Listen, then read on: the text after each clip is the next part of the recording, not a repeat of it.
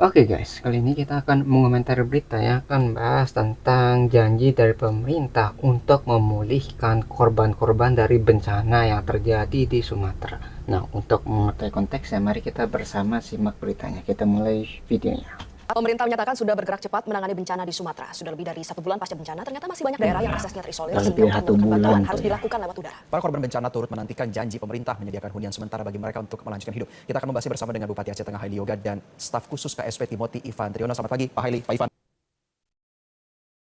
Selamat pagi, Bapak. Selamat pagi, Mas Jose dan Mbak Valeri. Terima kasih telah bergabung bersama kami. Saya mau ke Pak Haili terlebih dahulu. Pak Haili, bisa diupdate bagaimana dengan kondisi dari Aceh Tengah? Apakah masih ada desa yang terisolir? Terima kasih, perlu kami sampaikan bahwa kemarin tanggal 31 Desember tahun 2025, ini kebetulan jalan nasional menuju Kabupaten Gayo Luas, ini ada 8 desa yang hari ini sudah bisa dilewati dengan jalur darat. Jadi progres ini kemarin kehadiran daripada salah satu dari Kementerian PU Dirjen Bina Marga, kolaborasi dengan pemerintahan provinsi dan kabupaten, sehingga mengejar perkembangan progresnya. Dan alhamdulillah hari ini sebentar lagi setelah acara ini kami akan langsung mengantarkan ke 4 desa yang terisolir menggunakan roda 4. Jadi progres ini kan salah satu ya mengembirakan bagi masyarakat bahwa telah dapat hadir. Yang selama ini harus kita bantu itu melalui udara. Nah, tapi yang ke 11 desa, ke 7 desa, ke 8 desa ini hari ini sudah bisa dilalui dengan jalan darat. Yang kemudian masih 30 desa lagi. Jadi berarti kalau misalnya lewat udara itu kan nggak efisien, dia sangat terbatas. Namanya pesawat itu kan nggak bisa mengambil muatan yang sangat besar, dan ketika menyalurkannya juga butuh biaya yang lebih mahal juga. Makanya ketika jalur darat itu udah terbuka, itu logistik itu akan lebih mudah untuk diantarkan dan jumlahnya itu bisa lebih banyak, sehingga lebih efisien dalam pengantaran logistik kepada masyarakat yang membutuhkan, ya, khususnya pada korban-korban ini yang mungkin listrik belum ada, komunikasi belum bisa dan sebagainya. Jadi benar-benar harus disalurkan secara cepat. Nah, jalur darat inilah salah satu yang paling efisien untuk mengantarkan logistik tersebut, ya. Ini belum sepenuhnya bisa dilalui dengan jalan darat. Kalaupun bisa masih roda 2, tapi itu agak berat. 30 desa lagi, yaitu adanya di Kecamatan Ringe, Bintang, tinggal 3 lagi dari 26, tinggal 3 lagi. Alhamdulillah tinggal 3 lagi. Ini pun mungkin berproses di beberapa desa. Kemudian umpama Kecamatan Ketol ini yang agak lama, ini 9 desa ini lama. Ini lama kenapa? Jembatannya putus. Semua jembatannya putus. Nah, hari ini masih menggunakan seling. Kemarin kami diskusi juga di bandara bersama Bapak Panglima TNI. Ini mungkin dilakukan dengan jembatan air, jembatan gantung. Dan ini harus segera dilakukan, kalau enggak ini kan sekarang musim durian, musim buah-buahan, musim cabai, panen raya cabai, ini menggunakan seling mengangkat ke daerah, ke kabupaten. Dan hari ini memang ada 3 jalan nasional yang sudah bisa dilewati, satu ke Nagaraya. Memang belum sempurna, tapi semalam sudah ada bantuan dari Kabupaten Abdia yang dinaudai oleh Bapak Sekda, kemudian jalan Takengon Birut dan juga Takengon Losmawi. Ketiga jalan nasional ini sudah dilewati, maka beberapa seperti kebutuhan logistik masyarakat ini sudah dipenuhi dengan harga yang sudah stabil, walaupun belum stabil tapi sudah stabil. BBM juga sudah hadir, gas juga. Nah, ini kan membuat masyarakat tidak resah lagi bahwa pemerintah pusat itu hadir. Nah, untuk ke 30 desa ini yang memang harus ekstra sedikit, karena ada 3 desa itu terisolir, itu hanya bisa dilalui dengan jalan kaki.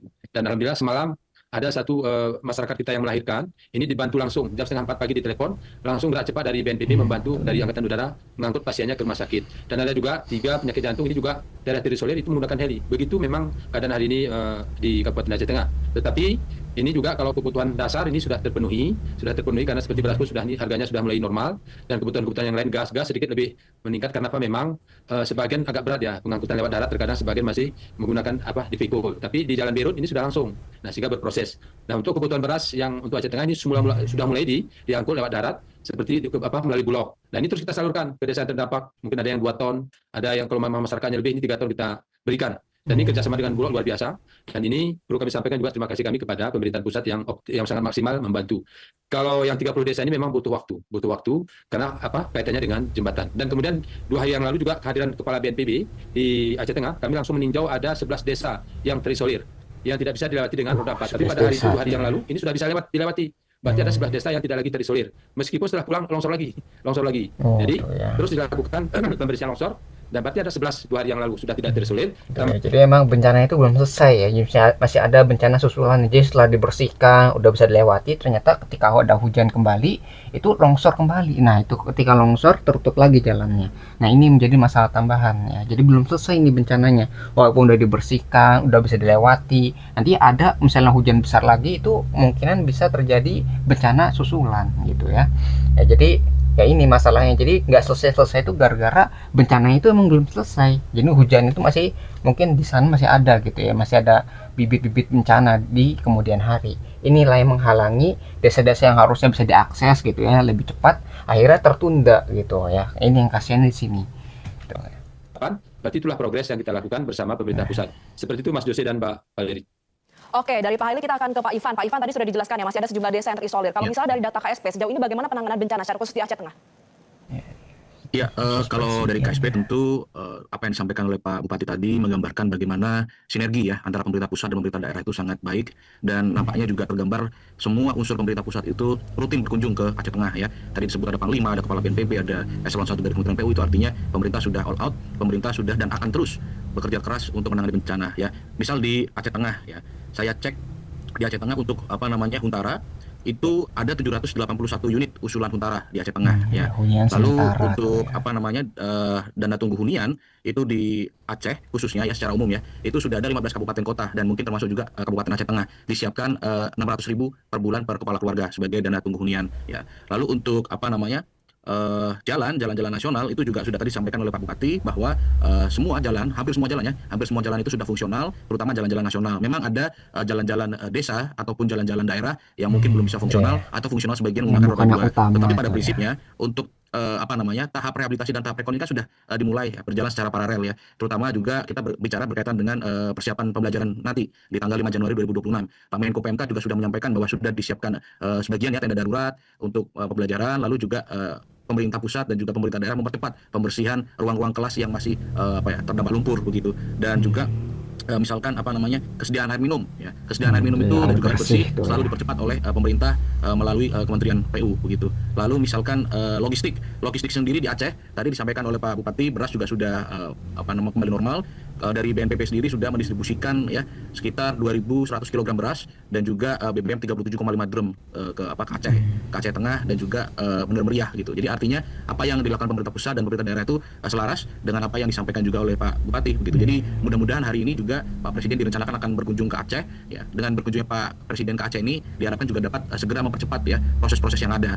Tadi juga disampaikan bahwa sudah hampir tidak ada ya desa-desa yang terisolir sama sekali ya. Meskipun masih ada desa-desa yang hanya dapat diakses menggunakan jalur udara, tetapi setidaknya distribusi bantuan itu sudah lebih baik ketimbang 1-2 pekan pertama terjadi bencana. Jadi artinya pemerintah pusat juga terus melakukan evaluasi terkait bagaimana penyaluran bencana itu bisa menjangkau semua titik ya. Karena kan perintah Bapak Presiden adalah jangan sampai ada gampong, jangan sampai ada desa, jangan sampai ada RW yang luput dari perhatian pemerintah pusat dalam hal penyaluran bantuan, terutama kebutuhan dasar ya, seperti air minum, air bersih, pakaian, obat-obatan ya. Itu menjadi prioritas Bapak Presiden. Gitu, Mas dan Mbak. Ya, lalu bagaimana nanti Ya, prioritas? jadi emang pembangunan itu dari yang jalan utamanya dulu, yang penting bisa diakses. Kali jalan utamanya itu diakses dulu sehingga logistik itu emang bisa disalurkan tadi ya. Walaupun tadi ada jalan-jalan yang mungkin kurang penting gitu ya, dianggapnya mungkin jauh, agak terpencil. Nah itu mungkin masih agak terisolir karena emang tantangannya atau halangannya itu makin besar ya kan. Jadi kayak misalnya jalan masih tanah, terus banyak jalan yang rusak dan sebagainya, sehingga ada beberapa desa yang mungkin masih sulit untuk diakses gitu ya, jadi harus pakai jalan kaki dan sebagainya. Jadi motor ataupun mobil tuh nggak bisa, jadi untuk penyalurannya masih sangat-sangat terbatas ya, harus pakai udara lah kalau mau cepet gitu kan. Penanganan bencana tahun depan antara Pak Ivan dan juga Pak Haili, kita akan kembali usai jeda ya pemirsa, tetaplah bersama kami.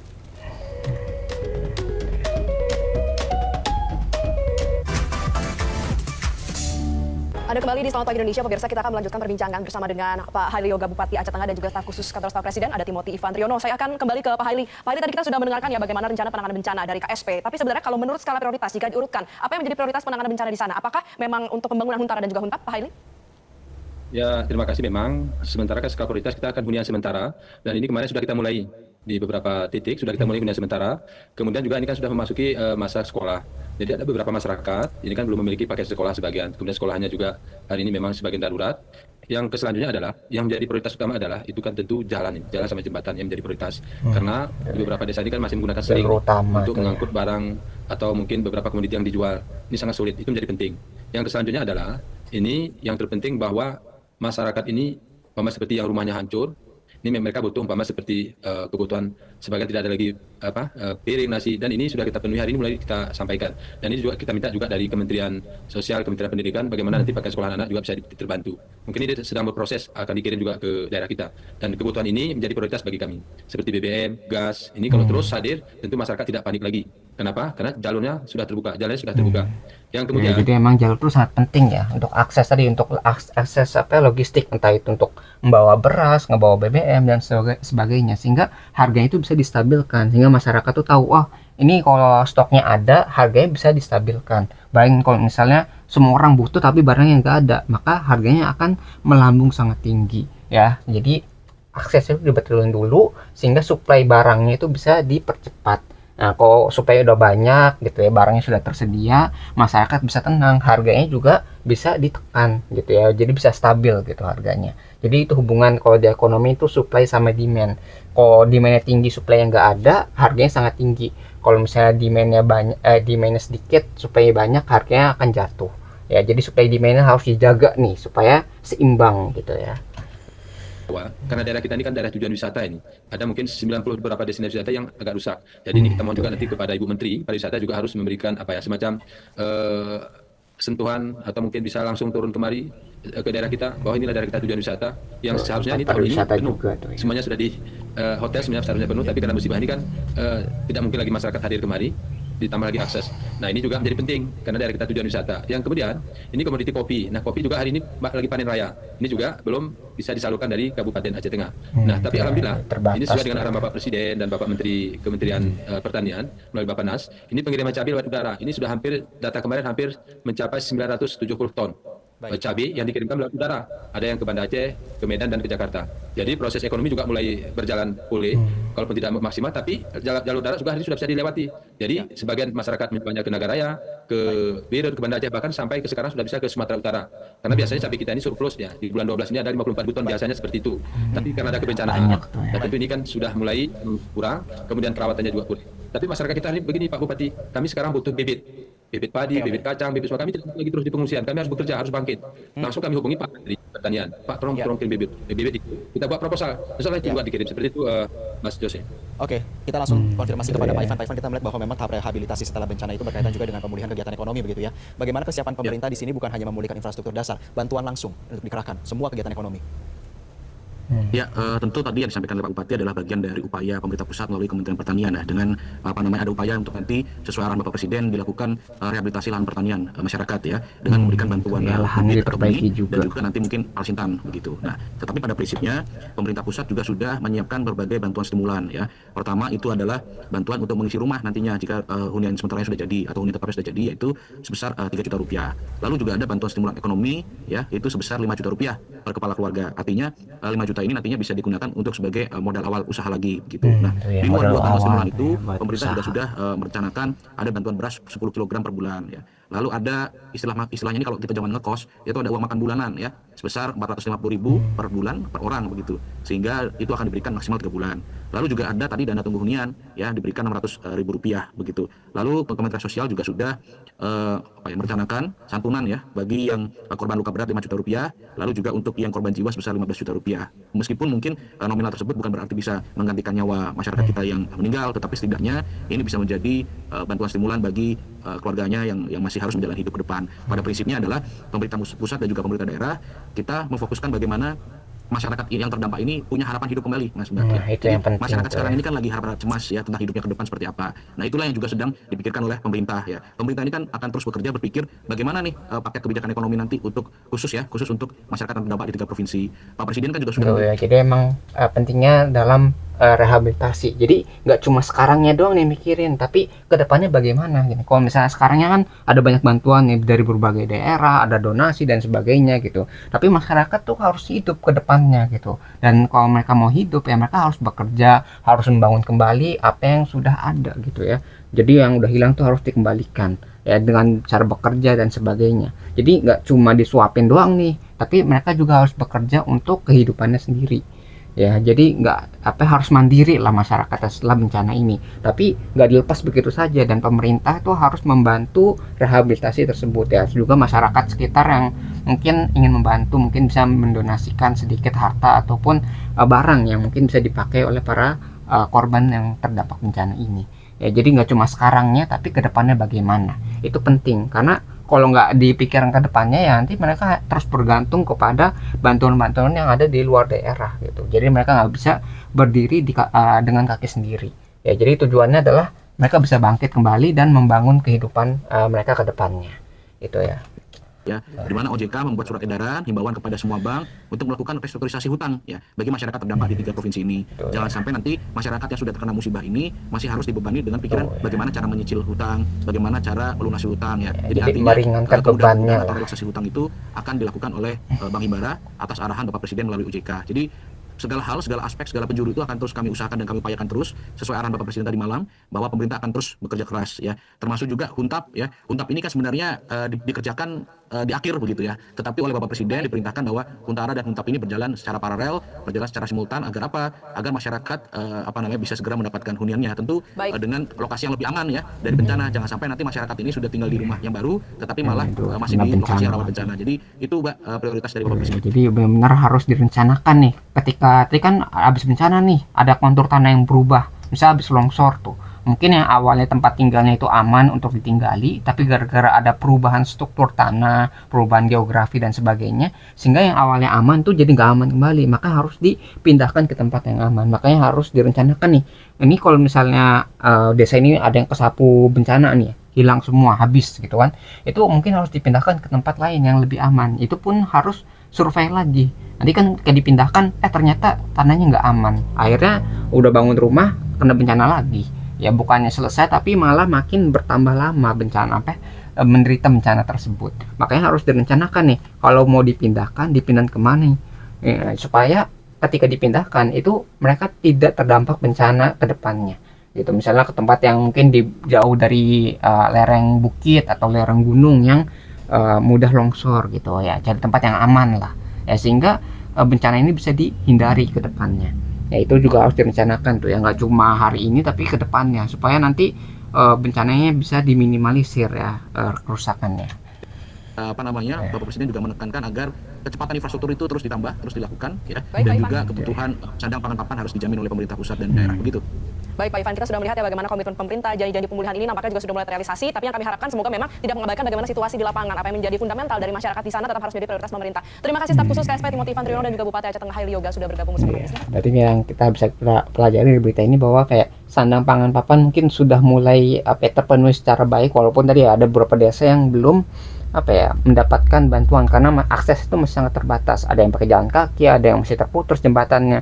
Jadi membutuhkan akses udara untuk mempercepat bantuan logistiknya. Tapi di sini nggak cuma itu ya, kedepannya juga harus dipikirkan. Nggak cuma sekarangnya nih, kan sebulan nih masih belum pulih. Nah kedepannya mungkin sebulan 2 bulan, mungkin tahun depan itu bagaimana kondisi mereka yang terdampak bencana. Nah pemerintah ini hadir untuk membantu mereka. Tadi kan dengan misalnya membantu modal, membantu biaya-biaya lainnya, bantu dari pangannya. Jadi banyak hal pemerintah itu bisa mengintervensi supaya si korban bencana ini bisa pulih dengan cepat atau pulih kembali dari keadaan yang terpuruk sekarang gitu. Jadi harus dipikirkan nggak cuma sekarang tapi ke depannya. Jadi banyak hal yang bisa dilakukan oleh pemerintah sehingga masyarakat tuh bisa pulih kembali dari keadaan yang terpuruk seperti ini ya, khususnya korban-korban yang terdampak bencana gitu ya. Jadi mungkin itu yang bisa kita pelajari dari berita ini. Kalau kalian tertarik dengan sumber beritanya, link sudah saya cantumkan di deskripsi video. Mungkin sekian yang bisa saya sampaikan, semoga video bisa bermanfaat. Kurang lebih mohon maaf, kita ketemu lagi di pembahasan selanjutnya, insya Allah.